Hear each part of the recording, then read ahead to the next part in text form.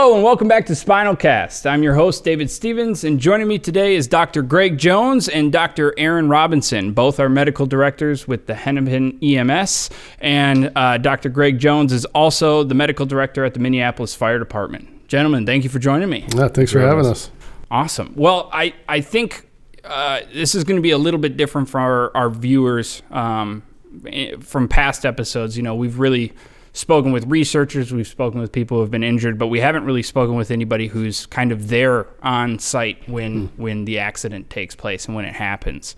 And so I think before we dive into really the nitty-gritty of that stuff, I'd like to get a quick background on both of you and how you got into EMS and, you know, the ER and things like that. So Gregg, let's start with you. All right, yeah. You know, after medical school, I went to residency, emergency medicine residency at HCMC. Then I stuck around and did what's called an EMS Fellowship, so advanced training, a subspecialty. We both completed that pathway. And then since then, we've been working at Hennepin in that role, splitting time between the emergency department and also in the medical direction pre-hospital world, whether that's for fire departments or Hennepin EMS, that sort of thing. Very cool. Yeah, and I didn't personally have any experience with paramedicine or pre-hospital medicine prior to coming to residency. That was just an interest I kind of got into, I'd say, first or second year in residency, and again did the same thing as Gregg did, and kind of went through and did subspecialty training in EMS, and really liked the transition from, you know, the 911 call all the way through the hospital system to discharge. So it's really interesting.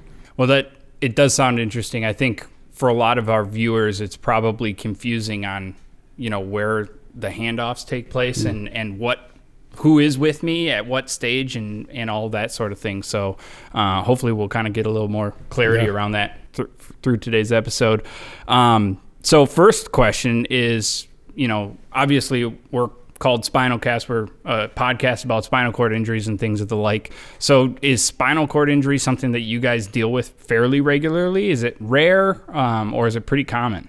I think the concern for it is always there. And basically any sort of traumatic injury, you're always concerned about the patient also having a spinal cord injury. Whether or not it comes to fruition, you know, you don't always find that out until you get to the emergency department and get, you know, advanced imaging, that sort of thing. But it's always a concern whether that is from a car crash, gunshot wound, you know, a fall. I think that we're always concerned that it is a potential injury along with whatever, you know, external injuries we could see. Right. And so then you have to provide care not knowing if the spine is injured right up front until you drop them off at the hospital. Aaron, I guess one of my questions for you then would be, when you arrive on a scene, what is like the first steps to evaluating injuries, and, you know, what are telltale signs that potentially spinal cord might be included, or, you know, what are you looking for when you first get there? I think when you arrive on scene as a first responder, is the overall, is the scene safe, and are you safe? And I think that's something that's frequently overlooked. But you got to make sure that, you know, whatever conditions that injured the patient are also not going to injure you. And I think for spinal cord injuries and stuff, is this something on the highway, or is this something like a technical rescue where somebody fell down the river embankment and is on stable ground? Stuff like that is always a consideration.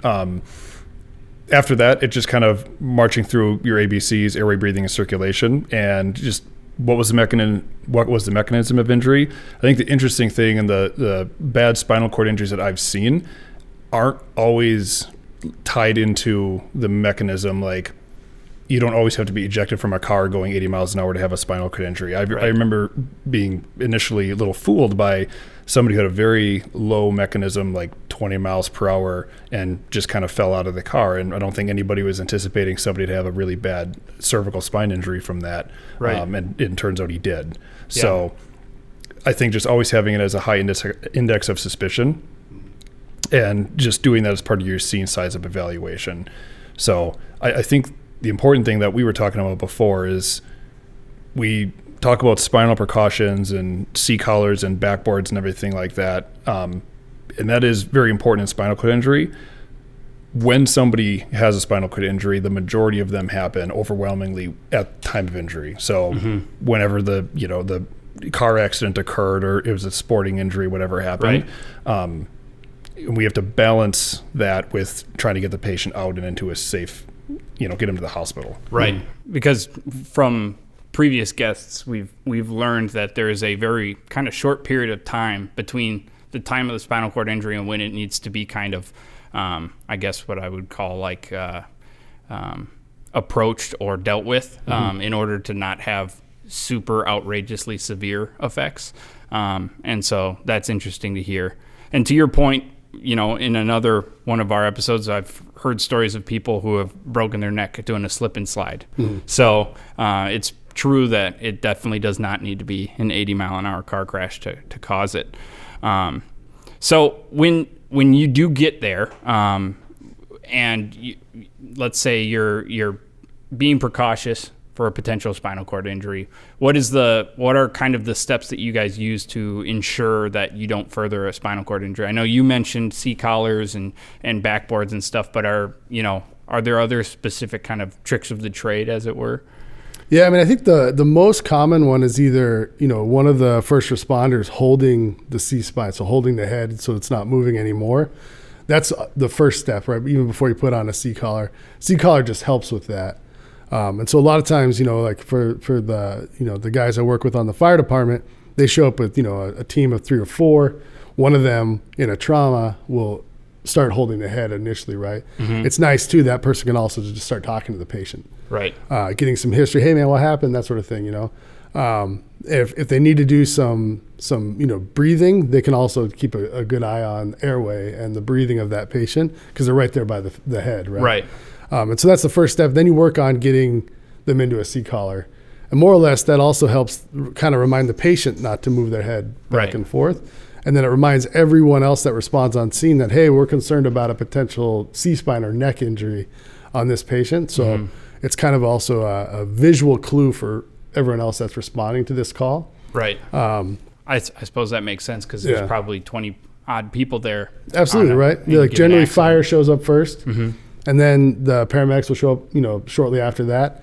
And so instead of having to tell everyone that shows up, hey, this is what's going on, that's one less thing they have to pass along. So that's a question I've always had is why does it seem that the fire department always arrives first? Yeah, that's a great question. So are they just sitting around waiting to go? And no, yeah, kind of. It's funny because there's a pretty famous and cliche saying in EMS that if you've seen one EMS service, you've seen one EMS service, meaning that across the country, they're all kind of set up and run differently. Even across the metro. Even across, yeah, right. If you go across the river to St. Paul, they're what's called a fire-based, right, fire-based EMS service. Where here in the West Metro, we're a third service, right? So you have police, fire, and then EMS as a separate entity. Oh, okay. And so it's a little bit different. And fire stations or fire departments have the luxury of just years and years, centuries of like structure. They are set up kind of strategically throughout the city in areas that have higher levels of call, that sort of thing. And they track all that where if there's a lot more calls in this neighborhood, but we don't have a firehouse here, maybe that's where they'll put funding in for the new firehouse. Right. Or they'll staff the closest firehouse with double the fire engines, that sort of stuff. And so they are always responding from a fixed position, right? They do a call, then they go back to their fire station, then they respond to the next call. Right. For our third service EMS group, they do a little bit more driving around based on where the most likely next call will come from, based on how many available ambulances we have at that time. Got it. So if we are down to one truck left, every other truck's, providing care for patients or transporting to the hospital, dispatch will then assign that truck to, a certain spot in the metro with the theory that it can respond basically to the entire metro within the same amount of time. Got it. And so that's why it sometimes takes a little bit longer. And there's generally a lot more fire engines on at a time than there are ambulances. Oh, okay. Yeah. And there, but they also have double duty, right? Not only are they helping with all the medicals that happen in Minneapolis and the surrounding areas, but they're also fighting fires. Right. And so they have that kind of double duty, right? So if you have someone from Station 8 that's on a medical and then there's a fire in that area, right, you have to be able to have the resources to go fight that fire. And so that's why fire departments are just set up a little bit differently than a third service EMS service. Very interesting. Yeah. And it might be that, the medics just let fire get there first and do some of the heavy lifting before before they get there, I hear you. Well, so kind of going back to when you get on the scene and there's potential spinal cord injury and things like that, this kind of got me thinking, people who are paraplegic or have lost, control or movement in their legs, is there potential for people when they do get spinal cord injuries to further injure themselves trying to get out of the scenario that they're in? Or I guess the way I'm thinking about it is if I was in a car accident, I would do everything I could to get out of a burning car or something. Mm-hmm. And if I've broken my back, I don't know, am I potentially going to injure myself further? I mean, adrenaline is a very powerful thing, and it has pain numbing effects on purpose, right? That's how we biologically were designed to allow you to get away from something dangerous, like a burning car on fire. I think for most patients that I've seen with potential spinal cord injuries, unfortunately, the biggest thing that can be an obstruction to care is themselves. And generally it's when it involves alcohol. Mm. If alcohol didn't exist, I think you and me would be out of a job, probably, to be honest, because there would just be many less calls. But when patients are intoxicated or head injured and we're worried about a spinal cord injury, when they're they don't know where they are, or they have some type of head injury and they're confused and they get combative sometimes, that can be really dangerous if they have a spinal cord injury of themselves. Right. So that I less see people I haven't seen too many injuries of people trying to get out of something and injuring. Yeah, I think usually like if they're not under the influence of alcohol or other substances, like they'll feel the pain, and most people will, self-splint, like, oh man, my neck hurts, I don't want to move it around, type thing. So, and I think that's protective, another kind of built-in protective mechanisms. The problem is when they also smack their head or they're altered from alcohol or any other substance, then they're not thinking like they normally would, right? Yeah. And I think that's when it could potentially get dangerous. Or you're in a situation where, like it or not, I have to save myself, right? I mean, this car's on fire, or I'm in the middle of the river, right? But my neck hurts, but I have to get from here to the bank, or I'm out going of this to car, die, right? Yeah. Or it's going to get much worse. Yes, exactly. Yeah, exactly. I think the sobering thing with this is the people that have just isolated spinal cord injuries, like, and when I say just, I mean in terms of their trauma, they don't have any other major trauma, so they're generally with it. Yeah.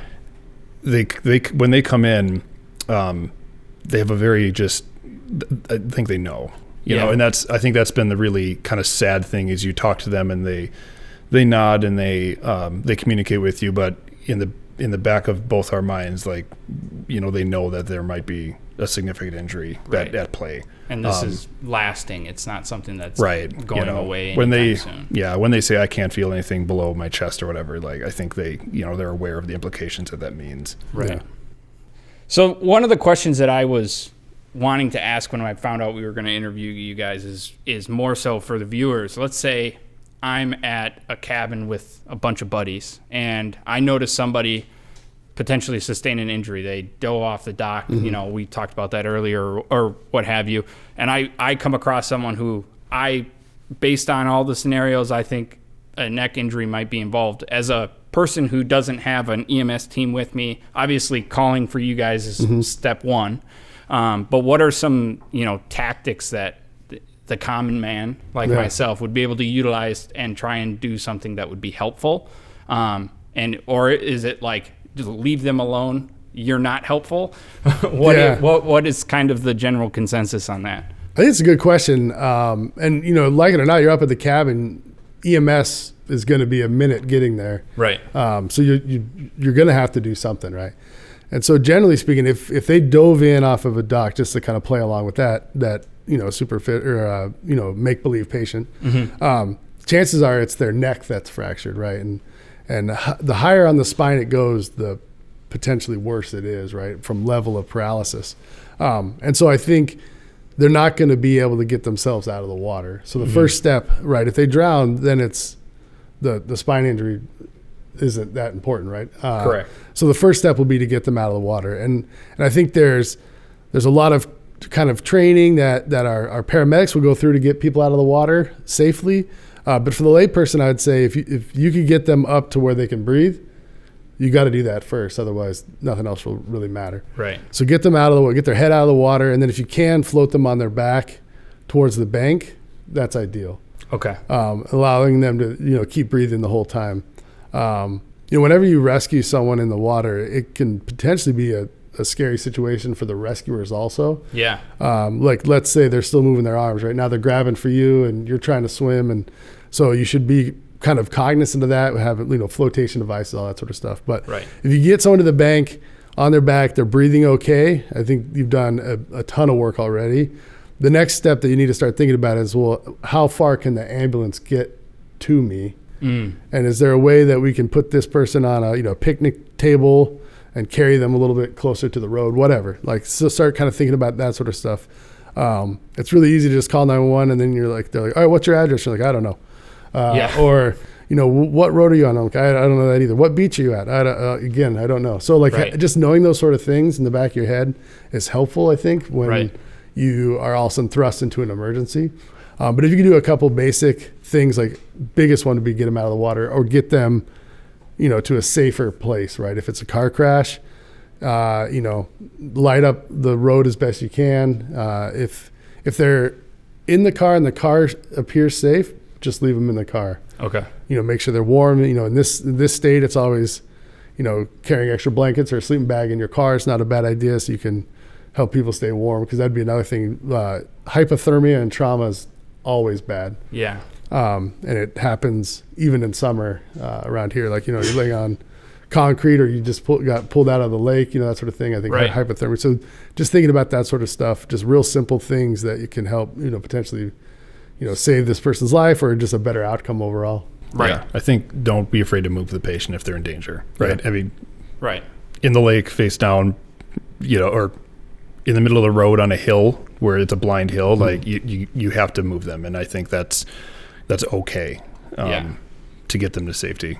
Absolutely.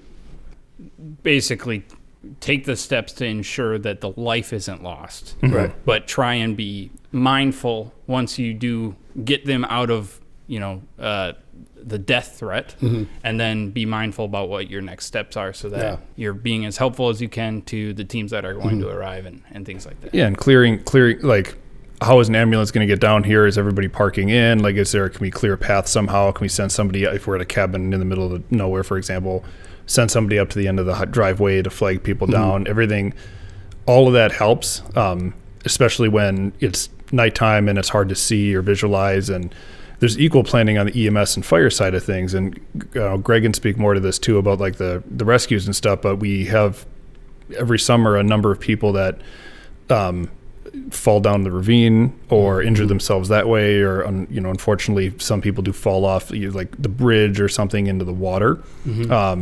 And even though it's like there's a road right there and then the edge of the ravine, we have to think about what's the safest way to extricate this patient without one, causing further harm, and two, not putting our rescuers at risk. Right. So I mean, before we've had cases where patients have been on the side of the ravine at the very bottom, but instead of hoisting them up the grade, it's having Hennepin County Sheriff, who have the water rescue boat, and we'll pick them up there, and then we'll take them to like a boat dock somewhere where an ambulance is waiting. So all of that stuff kind of comes into play.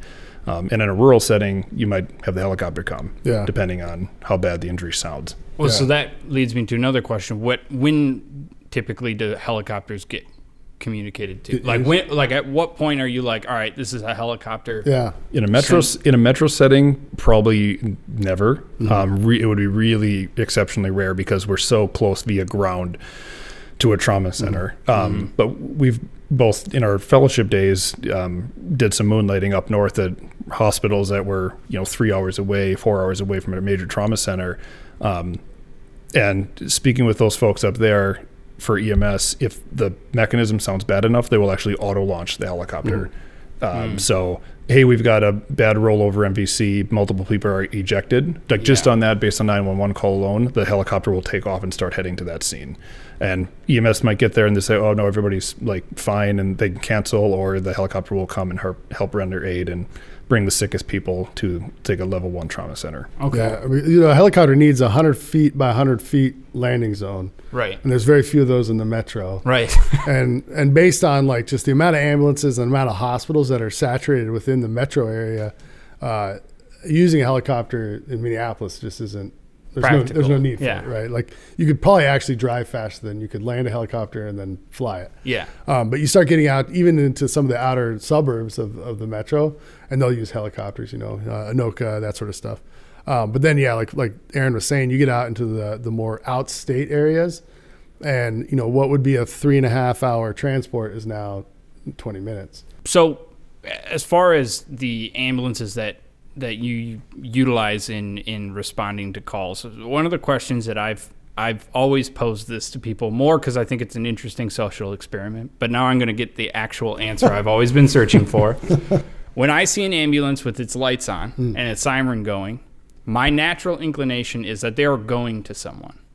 I naturally believe that they're going to the scene where the injury is taking place. The reason my brain thinks that way, I'm not positive. I guess I think it's like a hospital on wheels. Once they get there, hopefully they can get them, steady and then get them back to the hospital without needing the lights on. But generally, if the lights are on and the siren is going, would you say the majority of the time they have patient in the vehicle, or is it really 50-50? I would say a lot of we have, and part of our job as medical direction is triaging complaints, right? And writing and we can't be doing that 24/7. So our dispatchers who have medical training up to the EMT level do a really good job of trying to triage that with we get 5 911 calls all at once. How are we who are we going to send the closest one to, and who can we wait to send from a little bit farther away? Yeah. So the majority of our 911 calls do go out lights and sirens, but the lower acuity complaints, they don't need lights and sirens. Like, right, I stubbed my toe. Yeah. Somebody calls 911 for that. People have. Yes. That doesn't need an ambulance in 2 minutes ripping lights and sirens. Because it's what people also don't realize is that driving lights and sirens is very inherently dangerous, and it puts providers and patients at risk. Mostly, like the most common thing is through intersections. It also puts the public at risk. And puts the public at risk, right? So we try to minimize the use of lights and sirens and keep those for those really high acuity calls. I'd say a lot of our calls go out lights and sirens, but only a fraction, I think maybe a fifth, like 15-20%, return to the hospital lights and sirens. Yeah. So, and spinal cord injury would absolutely, that's, hard, like lights and sirens, we're going to the hospital. We're going to, like, part of that would be going to a level 1 trauma center. So in here it would be Hennepin or North Memorial. Yeah, and I'd assume, like, if you see an ambulance going lights and sirens, or a fire engine, any of those, that they are either responding to an emergency or transporting an emergent patient back to a hospital emergently. Right. And so you should always do your best to get out of the way. Absolutely. Right? Pull over to the right. Don't just stop. Generally, what is recommended is you pull over to the right, because emergency vehicles will tend to hug towards the middle of the road. Right. Just so they have more maneuvering room. And it's shocking. I always assumed that was known by everyone in the world. It is not. Unfortunately, I recognize that it is not by other people on the road. Stopping like dead on the highway in the middle lane. I've had that happen, and it's Yeah, and I understand I think it's stressful. People just freeze, and all of a sudden they look in their rearview mirror and they see, a bunch of flashing lights and this, horn screaming at them. So it can be stressful. I can only imagine. So that kind of goes back to timing. So let's say someone does sustain a spinal cord injury. Mm-hmm. How much of a factor is time from the moment the injury takes place to the moment they need to be back in the trauma 1 center, or however you refer to it, in which they need to be, getting looked at? Is time a big play in that, or is it not as important as it might sound? Depends a lot on the injury. I would say, generally speaking, within trauma, so you're kind of categorizing people into two things. It's your trauma patients and your we call medical patients. Strokes, heart attacks, stuff like that. Mm-hmm. They've looked at this over time as EMS has developed, and like the longer the longer you spend on scene with a critical trauma patient, the worse they do. Because like we do stuff like airway stabilization and a couple of other things and getting IV access and stuff, but ultimately what a trauma patient needs is a trauma center and an emergency medicine physician or a surgeon.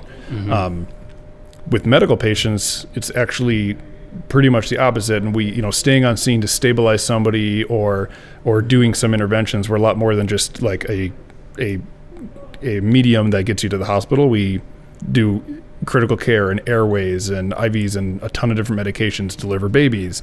That those patients benefit from staying on scene and getting stabilized initially. Right. So to answer your question is, in terms of time and trauma, I think it's important, and our medics are really good about doing the initial stabilization on scene and addressing like immediate life threats that need to be done now. But after that, it's like we're getting off scene and we're getting them to the hospital. Because it depends. And I think with spine injuries specifically, it's a little bit tougher because a lot of big traumas, right? Like the spine might be severed. Right. And honestly, time's not going to fix that. Like if we get them there 10 minutes faster, the outcome, let's say like just a good example, a gunshot wound, right? It goes through the back and causes paralysis from there down. That's not going to be one that is generally like fixable, 10 or 15 minutes isn't going to make or break it. The problem is that bullet also traveled through the abdomen to get through the back. And that's what they need to get to the hospital now for, with their internal bleeding. Right. It also tore up their liver, whatever. And that's the sort of thing that needs to be addressed now as opposed to in 10 minutes. Right. And then after that life threat has been dealt with in the operating room, then they'll start kind of transitioning, to the spinal cares and stuff like that. There are some injuries that some spinal cord injuries that the sooner it's noticed, there are ways to fix that. That's usually, higher neck injury stuff. Like there's one injury, like a perch facet. If you can put the neck in traction reasonably quick, you can have a pretty decent outcome and regain some of the sensation and motor ability lower in the body. So that's one that would be beneficial to get there sooner rather than later. Interesting. Yeah. Okay. So one of the things that we mentioned before we started recording, you guys talked about doing a lot of training for future EMS and other people who are working in kind of emergency situations. Have you changed the way that you train for spinal cord injuries? Has things changed in the time that you've worked in EMS? Has there been additions to the training as far as spinal cord injuries is concerned? Has it been consistent the whole time?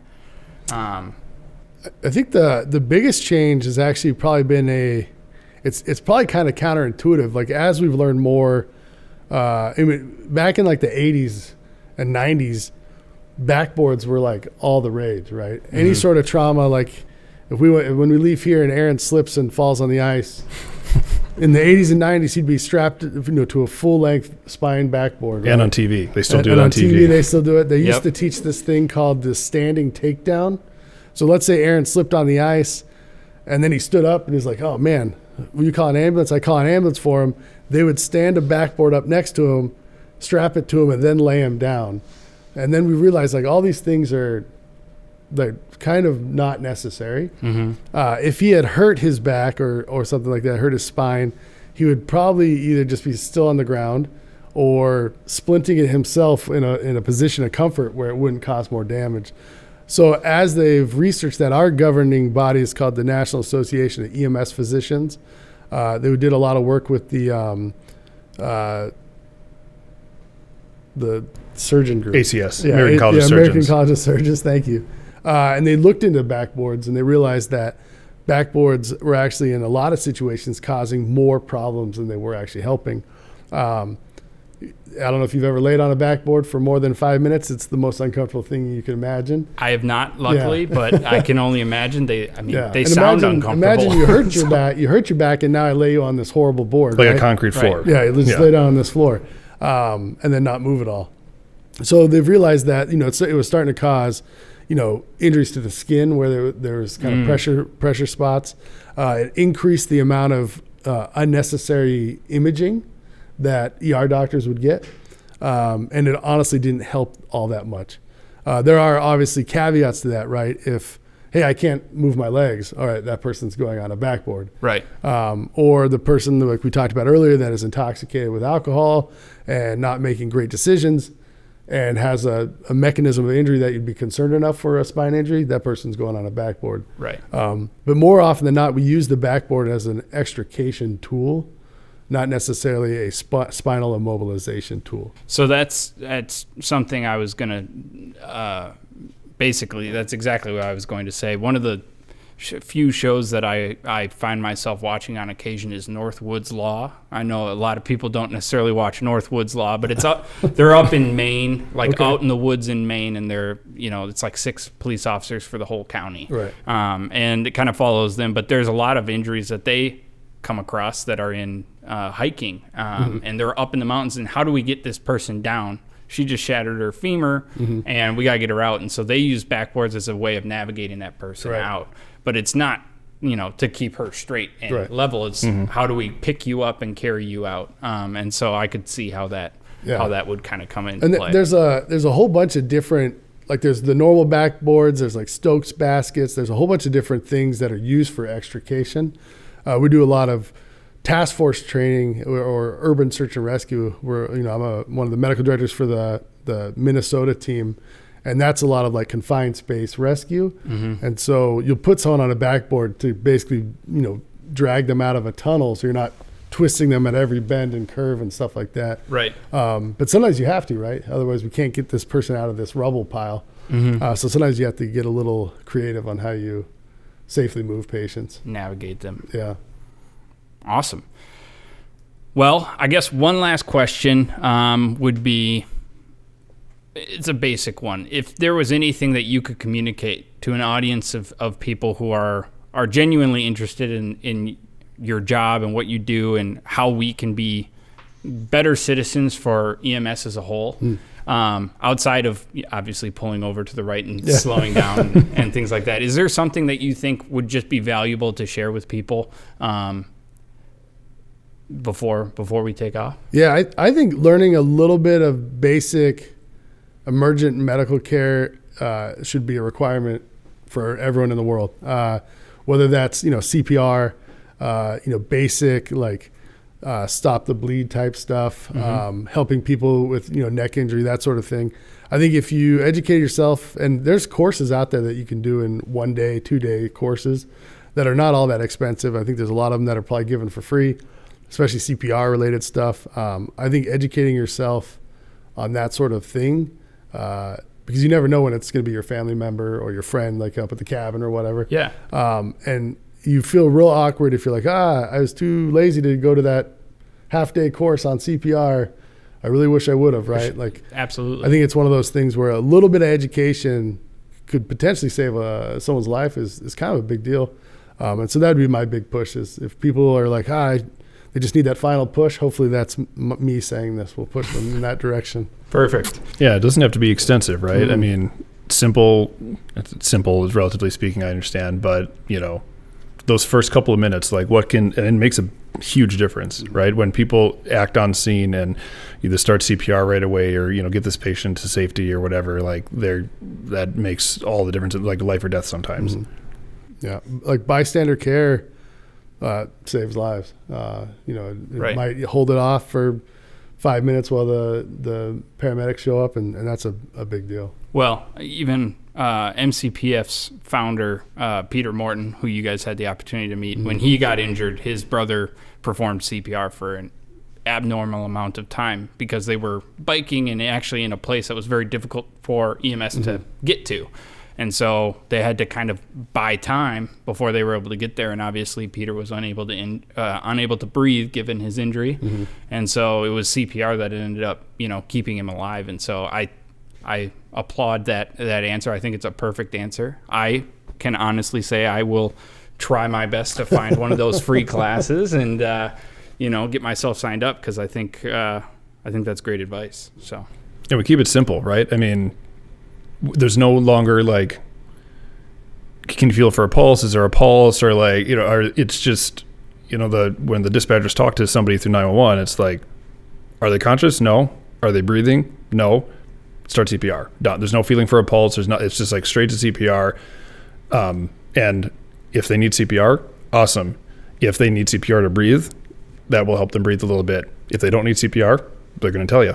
Yeah, and the big push is, it is like they say, "Hey, knock it off," and it's okay. That is totally, but that is way better than somebody who's like, "Oh, I don't know if they're breathing or not," and not doing CPR. Because that's the other thing too is there's a big push for hands-only CPR. Right, the mouth-to-mouth thing has gone away. Mm-hmm. I'll probably only give mouth-to-mouth to probably 3 people in the world, and none of them are in this room. Oh, all right, all right. So I think that just learning the hands-only CPR. Basically just pumping on the chest is the way to go. Oh, I guess I didn't even know that there was a type of CPR that didn't include mouth-to-mouth. I think it's been televised and promoted that that's the only CPR out there. So that's very interesting. Yeah, I mean, is it helpful? Yes, right. Obviously, if we're breathing for people with a breathing device, that's ideal. But like I said, we don't expect people to go put their mouths on strangers' mouths. Yeah, exactly, especially if they don't look necessarily like someone I'd like to put my mouth on. Yeah. Imagine giving me mouth to mouth, right? Like, not that many people would sign up for that. I like you, Greg. I like you quite a bit, but we might forego that one. Yeah, right. Well, honestly, it's been awesome having you guys on the podcast. I hope it was fun and interesting for you as well. I think our audience will obviously get a lot out of this, discussion and just learning more about first responders. So everybody, thank you for watching. If you're watching us on YouTube, make sure you hit the subscribe button, maybe a like, that sort of thing. Share it with people. If you're listening on your favorite podcast platform, you can always, give us a follow. But other than that, thank you again for joining us, and I look forward to seeing you guys again soon. Yeah, thanks for having us. Thank you. Perfect. Thanks.